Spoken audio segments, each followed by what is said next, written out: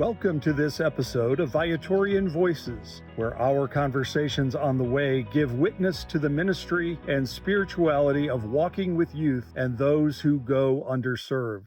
We carry the charism of our founder, the Venerable Louis Querbes, who taught us, "Strive to do everything well, so that through you, Jesus may be adored and loved."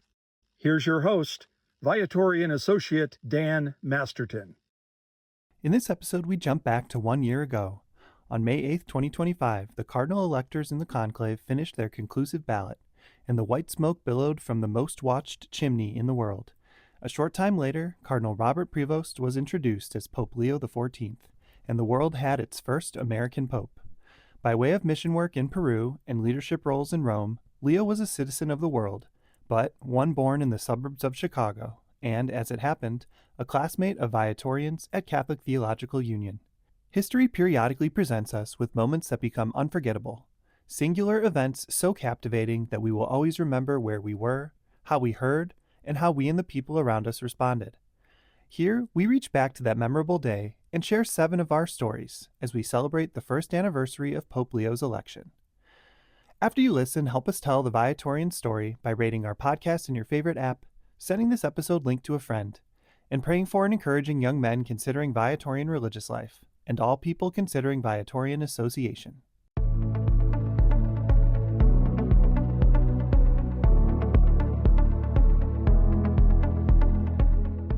Pre-Associate Patrick McGarry was weathering students' senioritis in the waning weeks of last school year when the conclave brought a welcome spark of excitement, at least to him and his colleagues.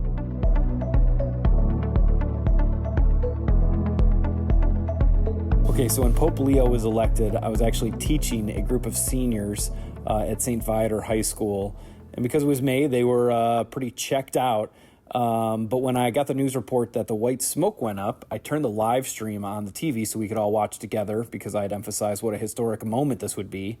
They mostly watched their iPads. A colleague of mine, Miss Fidel, came over to my classroom to watch it all together, and we were on the edge of our seats fanboying over the whole process.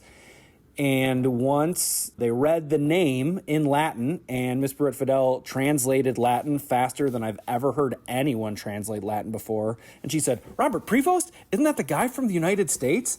And we both looked at each other and jumped up and down. And I ran through the hallways, ecstatically screaming, "He's an American! We have an American Pope!" And no one seemed as excited as we were.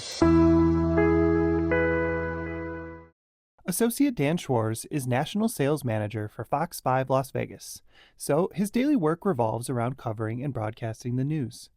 In his story, he sets the table with a little background on his long-running admiration of our Holy Fathers, and then brings you inside the newsroom on that fateful day. In our high school yearbooks, we had to list who were our heroes. There I am living in Boston, and guys my age are writing down Larry Bird or Carl Yastrzemski, who played for the Red Sox. And I write down Pope John Paul II, and he was my hero. So that's in my high school yearbook. As I'm in the news business, whenever major stories like a conclave, the death of a pope, political events, I go to work and it's all around me all day long. So there I am at the TV station, the morning of Pope Leo's election, get back to my desk. I see on the TV and it was white smoke and we have a pope. And I literally took my glasses off, said a prayer, and kind of got the chills. And I had read an article of Cardinal Robert Prevost and never really thought of it past that. I had heard the name and I had seen his picture. Whomever comes out onto the balcony and announces the name, and I hear Roberto, and I think for just a split second, oh my gosh, could it be? And then the next second, it's Prevost, and the people are already announcing we have an American Pope. The chills continued. I was behind the door in my office, and I cried. What a blessing for our Catholic Church. What a thrill for me being from Chicago to see a Catholic man, priest, now cardinal, now pope from Chicago was just incredible. The only thing better for me would have been ultimately to find out that he was a Cub fan and not a White Sox fan. It was a seminal moment in my life in the Catholic Church, in my life as a Viatorian, to see this new shepherd from the United States. And then I opened up my door and I got back to work and talked about it the rest of the day to anybody that wanted to talk. Pre-Associate Joanne Andrews remembers where she was when Francis was elected, and she repeated some of her activity 12 years later. But this time, there were way more memes to chuckle at afterward, too. I was watching TV, waiting to hear whatever news I could, who would be elected, and the ethnicity or nationality of the cardinal who would be pope.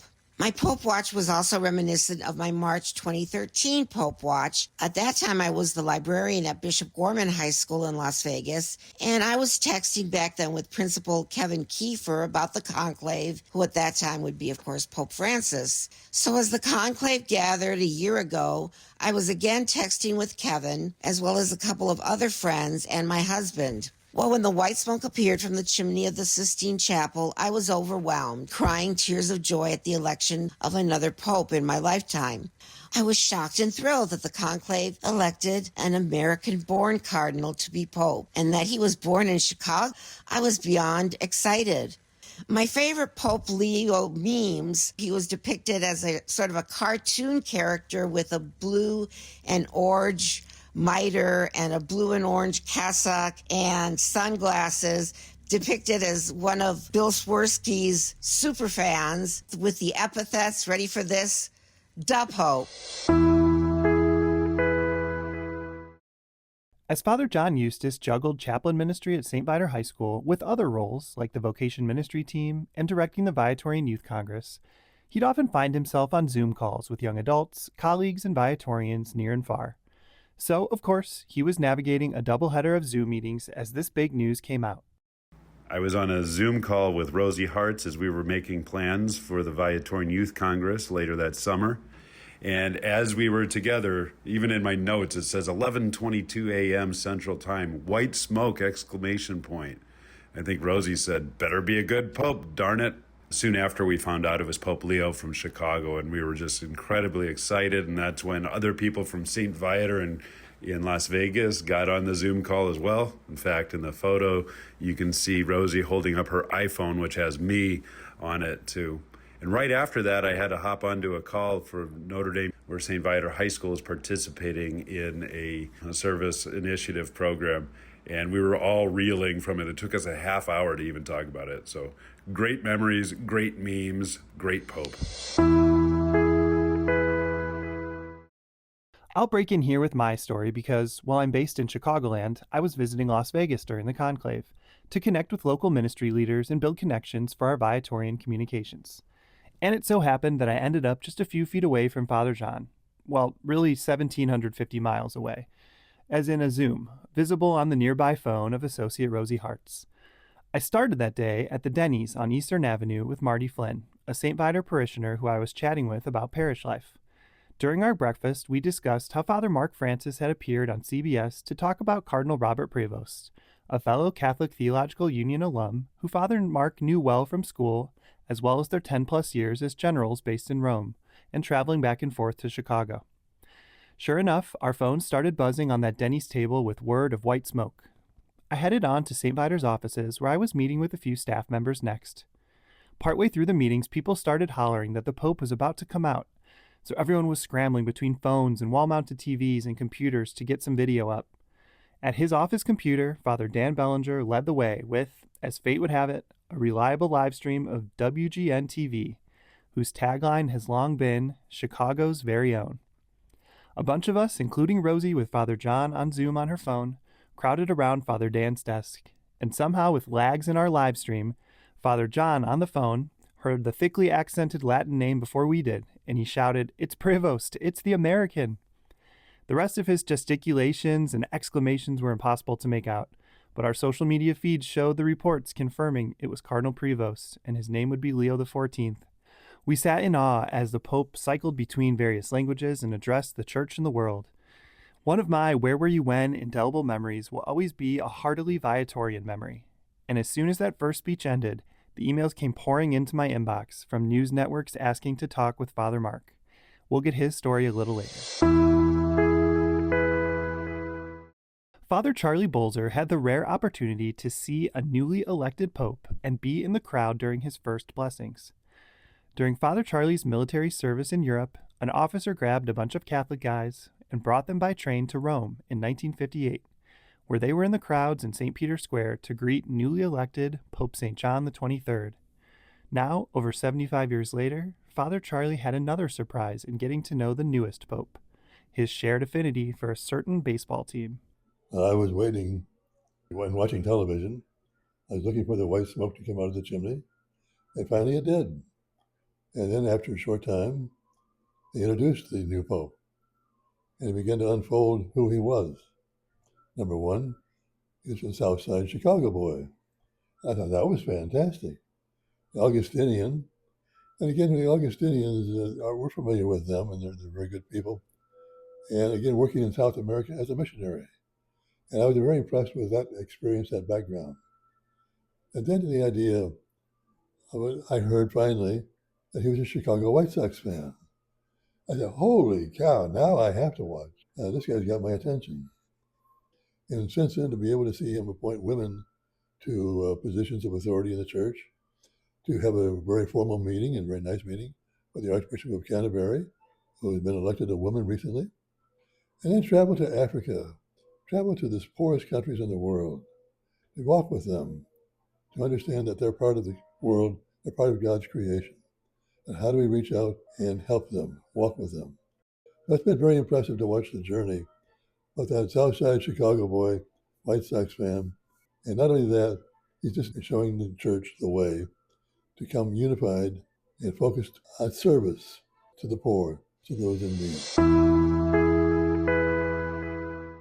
So this brings us to Father Mark Francis. Father Mark, Father Tom Von Barron, and Father Bill Hassert were a few of the Viatorians whose time at CTU overlapped with Pope Leo XIV. For Father Mark, it goes back to a theological reflection group, where they first got to know each other, continuing as students toward priesthood, and then reconnecting in the 2000s, while both were serving as generals in Rome and frequently commuting back to Chicago. Here's Father Mark's recollection of that memorable day.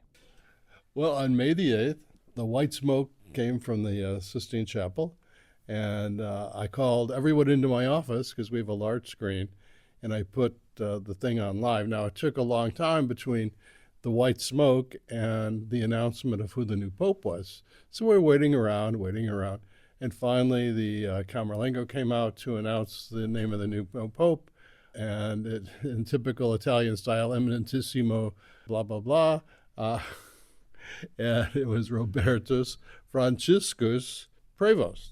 And so Robertus Franciscus is Bob Francis Prevost. So I immediately stood up and, according to some accounts, slammed my fist on the table and said, "It's Bob! I can't believe it."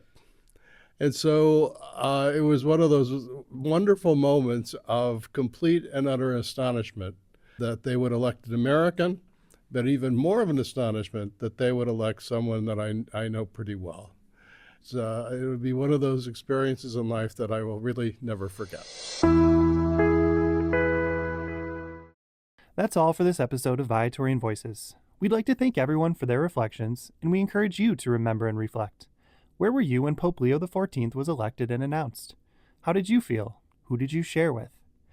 As we think back, let us all pray for our Holy Father as he reaches his first anniversary, and ask God's blessings on his papacy as he serves as vicar for Christ and shepherd for the faithful. Remember, you can help us tell the Viatorian story by rating our podcast in your favorite app, sending this episode link to a friend, and praying for and encouraging young men considering Viatorian religious life, and all people considering Viatorian association. To learn more about our community, visit Viatorians.com or follow us on social media at Viatorian USA. Young adults can connect with peers at Viatorian YA on the way on Instagram. We invite those discerning religious life or Viatorian association to DM us on social media or email vocations at Viatorians.com. Viatorian Voices is a production of the Viatorian community, produced and hosted by Associate Dan Masterton, Director of Communications. Our Provincial Superior is Father Mark Francis. Voiceovers by me, Associate Dan Schwarz. Until next time, Venerable Louis Curbs, inspire us. Saint Viator, pray for us. Adored and loved be Jesus.